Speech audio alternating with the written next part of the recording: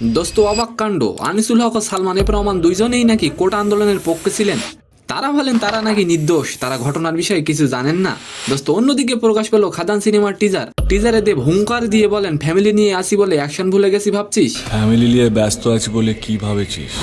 অ্যাকশনটা ভুলে গেছি। সালাম নমস্কার দোস্ত।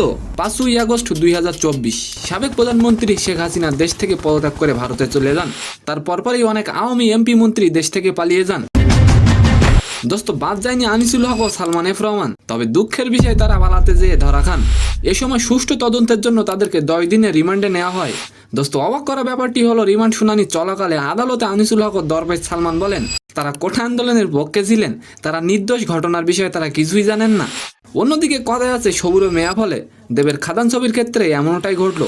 এতদিন ধরে অল্প অল্প ঝলকেই দেব বুঝিয়েছিলেন টলিউডের গেম চেঞ্জার ছবি হতে চলেছে খাদান। খাদান সিনেমার গল্পে থাকবে অ্যাকশন, রহস্য, রোমান্স, প্রতিবাদ ও প্রতিঘাত। খাদান সিনেমার টিজারে দেব হুঙ্কার দিয়ে বলেন ফ্যামিলি নিয়ে আসি বলে অ্যাকশন ভুলে গেছি ভাবছিস। খাদান সিনেমাটি মূলত কয়লা খনি অঞ্চলের সামাজিক ও রাজনৈতিক প্রেক্ষাপটে নির্মিত হয়েছে। তো সম্মানিত দর্শক, আজকের ভিডিওটি কেমন লাগলো অবশ্যই কমেন্ট বক্সে জানাবেন। আর ভিডিওটি যদি ভালো লাগে অবশ্যই একটি লাইক দিয়ে আমাদের চ্যানেলটিকে সাবস্ক্রাইব করে দিবেন। ধন্যবাদ।